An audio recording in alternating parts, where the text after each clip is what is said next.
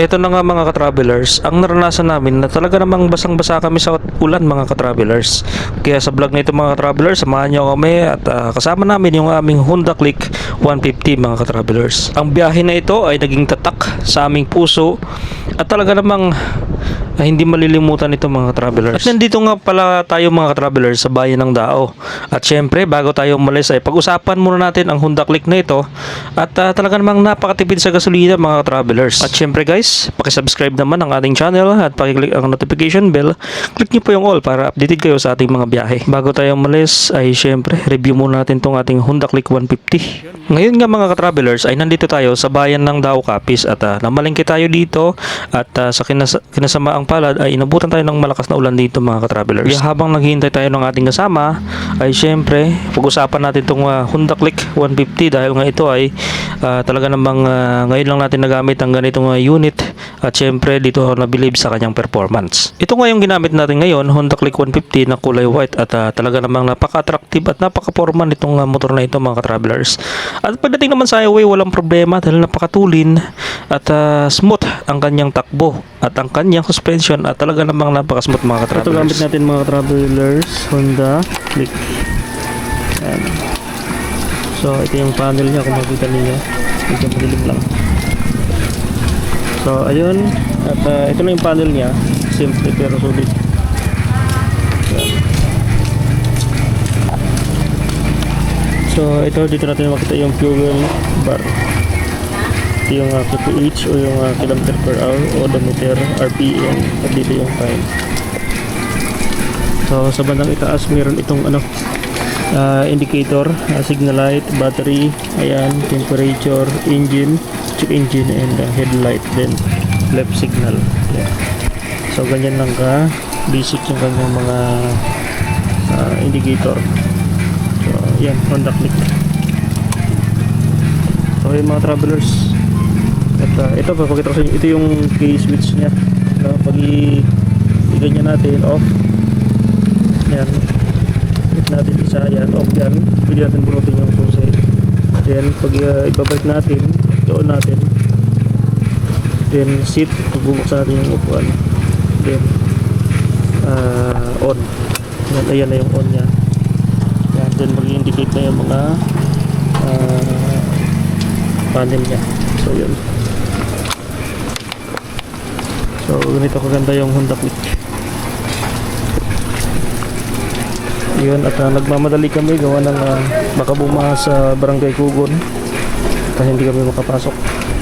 At dahil nga sa pagmamadali namin mga travelers ay syempre agad-agad na kaming umalis dito sa bayan, public market ng bayan ng Dao Capiz mga ka-travelers.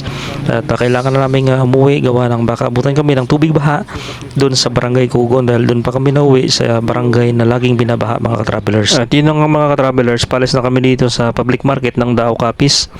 At ayan, medyo humina na rin yung patak ng ulan pero at pagka tinuloy-tuloy mo ay mababasa ka pa rin mga travelers. So basang-basa na ako ng tubig ulan dahil nga kanina pa tayo dito naghihintay sa labas. So from Soho tayo at dumiretso tayo dito sa bayan ng Dao para mamili ng gulay at ng pang-ulam mga ka-travelers, no? So ayun, palabas na tayo dito sa Dao Market. Grabe, ito talaga masasabi ko sa motor na to, ay talagang bilib ako dito. 97%, very smooth at malakas sa arangkada kahit may angkas ka pa mga ka-travelers ay talaga namang humahataw ito pagdating sa ahunan. At kahit sa lubak mga travelers ay napaka-smooth ng motor na ito guys, grabe solid talaga to. Ito talaga nagustuhan ko sa scooter dahil gawa ng yung harap niya, yung apakan niya ay merong space. Kaya pag meron tayong ikakarga katulad ng mga bigas, paninda at katulad ng isda na pinamalengkehan natin ay talaga namang mga ka-travelers meron tayong paglalagyan sa harap. Ito yung advantage pagka scooter ang dala natin at talaga namang gamit na gamit mga ka-travelers, no? Isa rin sa mga narinig ko, nasagap ko na balita-balita na ang mga ganitong motor, yung mga FI, mga decomputer box mga ka-travelers ay hindi talaga pwedeng ilusong sa tubig baha at baka maabot ng tubig yung kanyang computer box at pwede itong malunod at pwede itong magkaroon ng grounded yung kanyang mga wiring. So Ayan, kaya nga umuwi tayo ng maaga para hindi tayo maabutan ng baha na malaki mga travelers, no. So sana wala pang tubig doon sa may palayan para makalusot pa tayo, makaakyat pa tayo doon. At yun nga mga travelers, ang pinaka-top speed ko dito ay umabot lang naman ako ng 60 to 70 kph lang naman.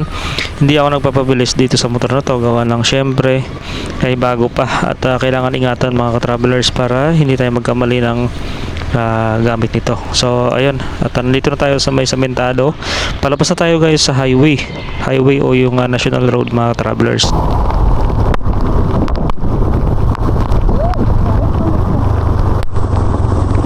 At nandito na nga tayo guys sa tulay. So ito lang naman yung sira dito na portion. So ewan ko ba kung bakit hindi pa ito inayos ng LGU. Talaga na mga napakahirap ito pagdating sa mga motor na bumabiyahe gawa ng malalim na lubak. Pag na-stuck ka ng tubig ay lalo pang lumalalim mga travelers. So dito lang tayo sa boundary ng Dao at ng Sigma Capiz. Ayan. Nandito tayo sa boundary at diretso pa tayo papuntang cruising.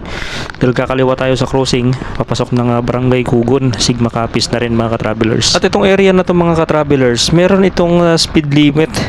Kaya talaga ng mga pagdumaan ka dito ay dahan-dahan ka lang, gawa ng pwede kang mahuli. Meron mga camera dito na naka-install sa bawat hangganan o boundary mga ka-travelers. Kaya pwede kang mahuli dito sa loob ng bayan ng Sigma. So ayan, pagdating doon sa dulo mga ka-travelers ay kakaliwati tayo. So nandito lang tayo sa kanang bahagi lang tayo para hindi tayo abala sa mga dumadaang matutulin. So may mga area kasi dito na hindi pwede daanan ng motor. So ayan, pagdating doon sa crossing kakaliwa lang tayo guys, no. At dito mga ka-travelers, meron tayong mapapansin dito na para siyang arko, pero hindi po yan siya arko. Yan lang po yung kinakabitan ng camera at ng speed limit recorder. So dyan malalaman ng LGU kung yung mga sasakyan na dumadaan ay nag-overspeeding. Ayun, no? So parang arko siya, pero dyan nakakabit yung camera na high definition kung tawagin para makadetect ng mga overspeeding. So ayun, sa unahan yan, kakaliwa tayo dyan mga ka-travelers. At mapapasabak yung motor natin sa rough road at talaga namang napakalubak at maputik na daanan. Ayan na guys, kakaliwa na tayo at syempre tumatiming tayo dito gawa ng talaga namang napakatulin ng mga sasakyan na dumadaan dito. At ayan, papasok na tayo sa Barangay Kugon. So unang barangay na madadaan natin ay Barangay Dayhagon na talaga namang binabaha ang lugar dito. Itong palayan na ito mga travelers ay nalalagpasan ng tubig bahayan pati itong daanan. Kaya pag dumaan tayo dito, then dala natin ay Mio automatic scooter ay pwedeng abutin ng tubig baha. So dito malubak na to mga ka-travelers, papasok dun sa barangay ng Dayhagon, sa unang barangay na ating matadaanan. Ayan, oh.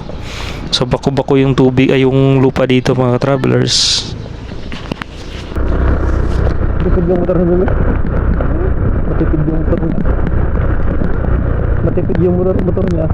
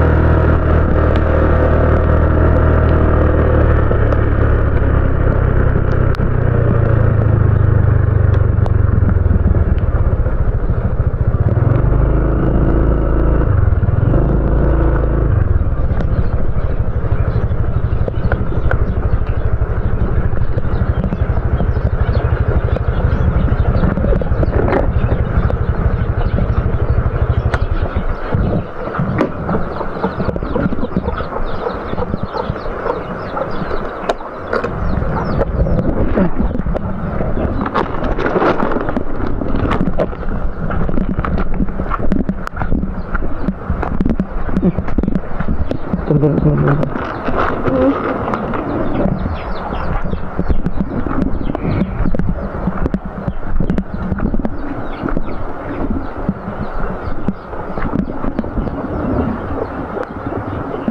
Masa mo jalan ni Mimyo?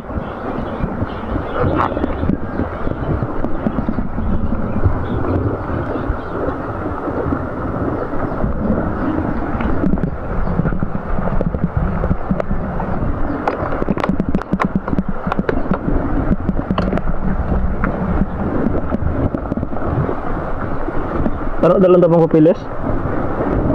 Hah?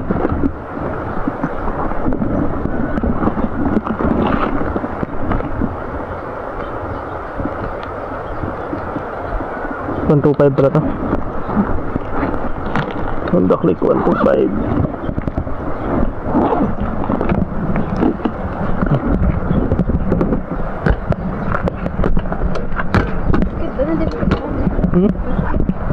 Kanina ba yan? Nadala mo yan?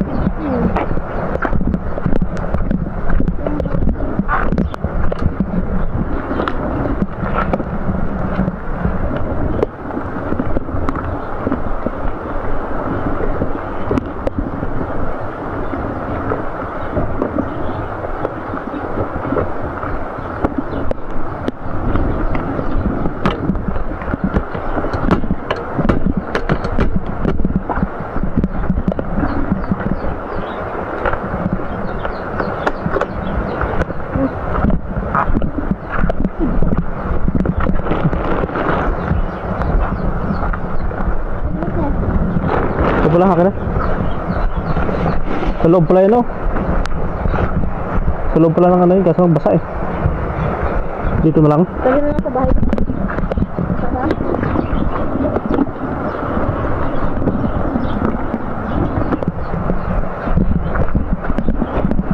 Hindi mas basa dito sa dito?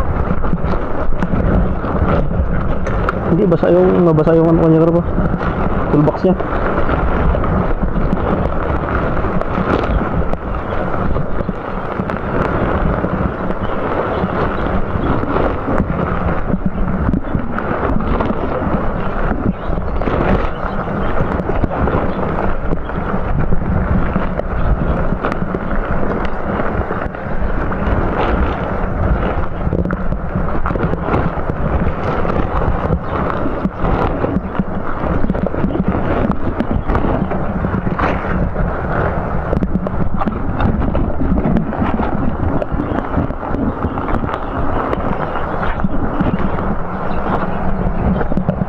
Tara.